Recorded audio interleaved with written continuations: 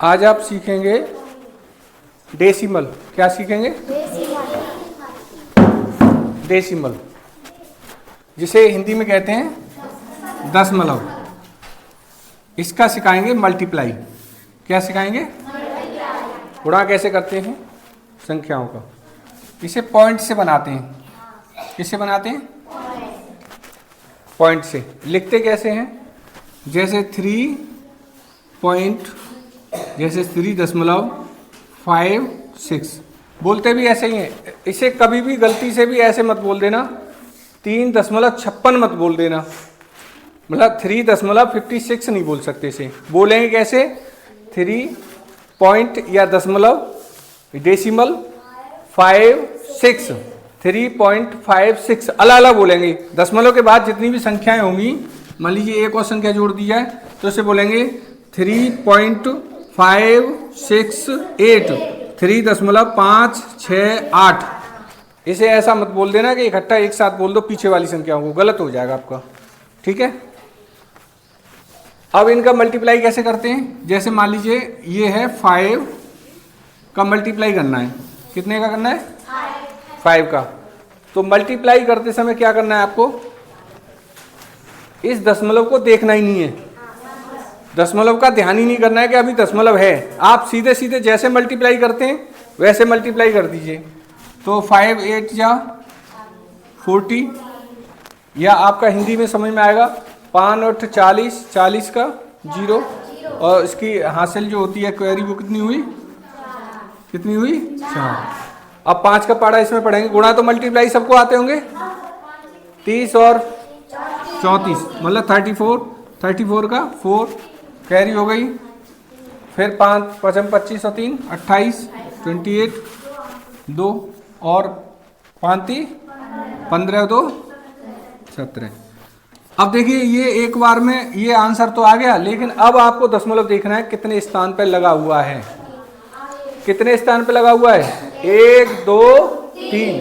तो यहां से अब 1 2 3 पे लगा दीजिए। यहां पर बीचा बीच में नहीं लगाना है, ऊपर नहीं लगाना है, नीचे इसके नीचे लगाना है। यहाँ पे स्पेस थोड़ा सा इतना होना चाहिए। ये आपका आंसर हो गया। समझ में आ गई? अब एक और एग्जाम्पल ले लेते हैं।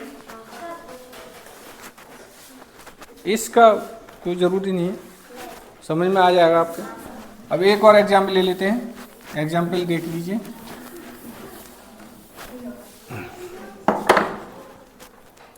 जैसे 4.32 इंटू 1.5, इसका मल्टीप्लाई करना है। अब इस संख्या में क्या अंतर है, डिफरेंस क्या है कि इसमें दोनों में दशमलव लगा हुआ है। इसमें भी दशमलव 2 स्थान पे लगा हुआ है और इसमें भी 1 स्थान पे लगा हुआ है। घबराने की बिल्कुल जरूरत नहीं है। आप दशमलव गुणा करते समय समझो ही मत के दशमलव लगा हुआ है, केवल आपको मल्टीप्लाई करना है। जैसे सादा सिंपल होता है ऐसे मल्टीप्लाई कर लीजिए।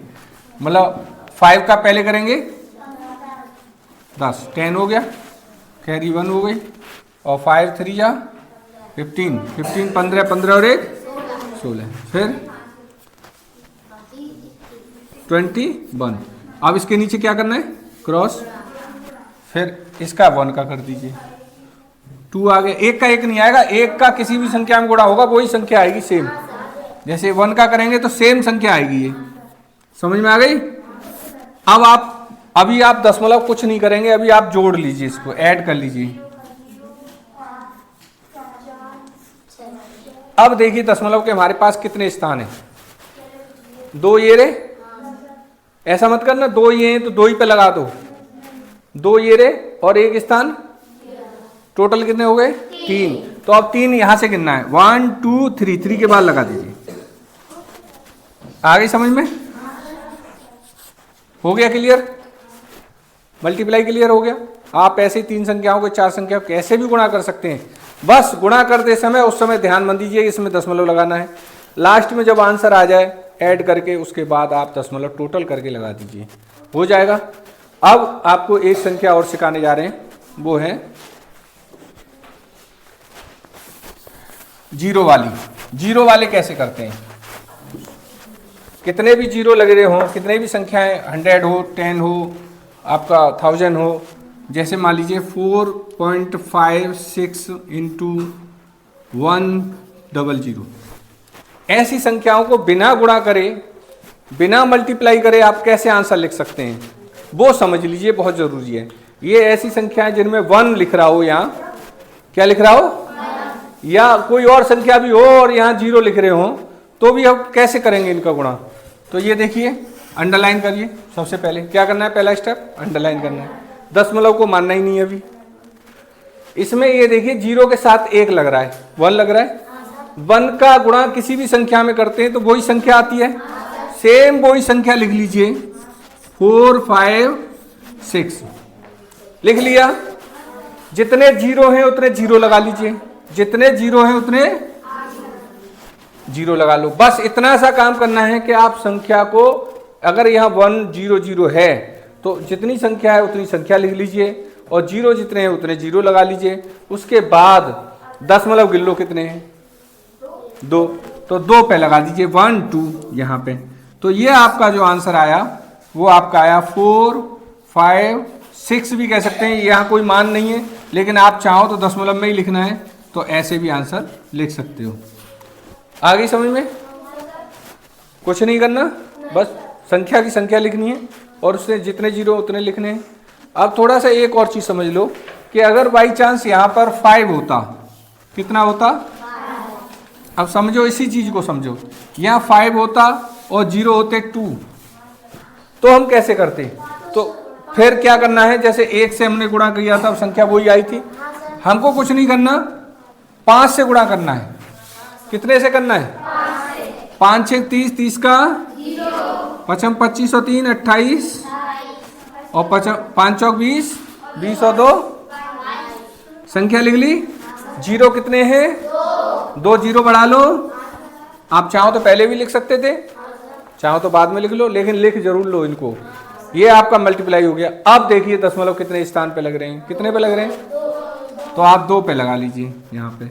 ये संख्या आपकी 2280 कितना आया, मतलब 2280। और पॉइंट लगाओ तो लगा दो, नहीं तो ये आंसर हो गया आपका। समझ में आ गई? अब आप ऐसी संख्याओं को गुणा कर सकते हैं। चलो एक संख्या आप हम लिखे दे रहे हैं, आप बता दीजिए।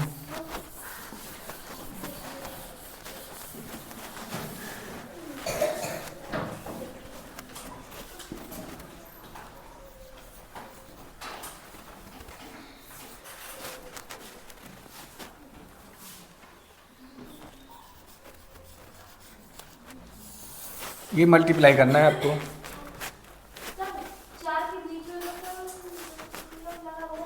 हाँ ये लगा हुआ है, देखो। अब बताओ सबसे पहले क्या लिखा जाएगा? सबसे पहले क्या लिखेंगे? मैंने क्या कहा था, किसी का भी गुणा हो रहा हो, अगर 1 का गुणा हो रहा है तो वही संख्या की संख्या उतरेगी। तो ये पूरी संख्या उतार लिया। जितने 0 हैं उतने 0 लगा दीजिए, 1 2 3 अब 10 कितने स्थान पे वो लग रहा है? अब यहां से 4 स्थान गिन लीजिए, 1 2 3 4 यहां आ गया। तो अब आपका जो आंसर आया 49695, क्योंकि दशमलव के बाद कोई भी अंक नहीं है 0 के अलावा, तो हम इतना ही लिख सकते हैं। अगर चाहो तो 0.00 लगा सकते हो, क्योंकि सारे 0 0 हैं। लगाओ लगा दो, मन लगाओ मन लगा दो, बस इतना आंसर आ गया। समझ में आ गई? आ गई आपकी समझ में? समझ गए? देखिए मेरा आपसे एक अनुरोध है कि आपके जो मम्मी पापा हैं उनकी बहुत उम्मीदें हैं आपसे। इतनी उम्मीदें हैं कि हमारे बच्चे पढ़ने जाते हैं और वो पढ़ लिख के होशियार होंगे और आगे चल के कुछ बनेंगे, आपके फ्यूचर के लिए कर रहे हैं वो। तो मेरा आपसे अनुरोध है कि आप डेली आएँ और डेली पढ़ें, और जो चीज़ आपकी समझ में ना आए उससे टीचर से, अध्यापक से पूछें। निश्चित रूप से मान लीजिए कि आप अगर पढ़ गए, ये शिक्षा एक ऐसी चीज़ है जिसकी शक्ति को पहचानना बहुत ज़रूरी है।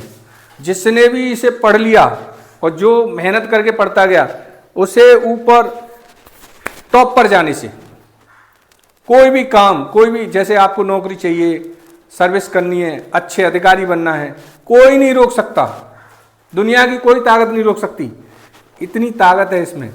तो हमारा आपसे अनुरोध है कि आपके जो पापा हैं, मम्मी हैं, बहुत मेहनत करते हैं, हमको पता है, और इतनी मेहनत करते हैं जैसे खेतों में कर रहे हैं, कोई मजदूरी कर रहे हैं, कोई कुछ भी कर रहे हैं, लेकिन वो आपको पढ़ा रहे हैं। अगर आपको नहीं पढ़ाएं, वो कहें सर नहीं सर आप पढ़ ही नहीं रहे, तो काम करिए घर पे या कोई और काम करिए जिससे उनका हाथ बटे। लेकिन नहीं, वो इसके बावजूद भी आपको पढ़ा रहे हैं और आपसे आशा लगी हुई है उनको कि ये मेरे बच्चे पढ़ेंगे और अच्छे बनेंगे। तो हमेशा ध्यान रखना है, आपको जितना भी टाइम स्पेंड करना है, खर्च करना है टाइम, वो किस में करना है? पढ़ाई में। आप मेहनत करिए, पढ़िए, निश्चित रूप से आपकी समझ में आएगा। जब भी कोई टीचर अगर आपको पढ़ा रहा है तो आप सारा ध्यान उसी जगह लगा दीजिए, उस टॉपिक पर लगा दीजिए। और अगर आपकी समझ में नहीं आता है फिर भी, तो टीचर से खड़े होकर आप एक बार पूछ लीजिए कि सर मेरी ये समझ में नहीं आया। ऐसा कोई टीचर नहीं है जो आप ये कह दें वो कि मैं दोबारा नहीं समझाऊंगा। वो टीचर 10 बार समझाएंगे आपको और उन्हें खुशी होगी कि आप पूछ रहे हैं। डरना नहीं चाहिए। कभी भी क्लास में आपकी कोई चीज़ समझ में नहीं आई या ध्यान भटक गया, हो सकता है ध्यान भटक जाता है कभी कभी, और आपकी समझ में नहीं आई कोई चीज़, तो ये नहीं सोचना चाहिए कि अध्यापक टीचर हमारे गुरुजी क्या कहेंगे कि आपका ध्यान कहाँ था। अरे हो गई गलती, कोई बात नहीं, लेकिन आपसे अगर वो टॉपिक छूट गया तो आपकी समझ में आगे नहीं आने वाला। इसलिए आप हमेशा ध्यान रखें इस चीज़ पर कि अगर आपके टॉपिक समझ में नहीं आया, कोई पॉइंट छूट गया है, तो आप तुरंत खड़े होइए और पूछिए सर ये कैसे आया, या यहाँ क्या होना चाहिए था, ये मेरी समझ में नहीं आया। तो वो टीचर खुश होंगे इस बात पे कि कम से कम स्टूडेंट पूछ तो रहा है हमसे, समझने की कोशिश तो कर रहे हैं। तो जब आप इस चीज़ को समझते जाएंगे, मेरा एक्सपीरियंस है, जब मैं छोटा था तो जब मेरे से भी कभी कभी आउट हो जाती थी तो मैं खड़े होकर पूछ लेता था, कभी किसी टीचर ने नहीं मारा, न किसी ने डांटा, और वो चीज़ फिर अच्छी तरह समझ में आई। उसको समझो, आप कोशिश करो। तो जब आप कोशिश करके आप अच्छा मेहनत करके पढ़ेंगे तो निश्चित रूप से एक दिन आपका जो भविष्य है वो उज्जवल होगा। और मेरी आपकी शुभकामनाएं आपके लिए कि आप मेहनत करें और पढ़ें और अपने माँ बाप का और अपने देश का भी नाम रोशन करें। धन्यवाद, थैंक यू।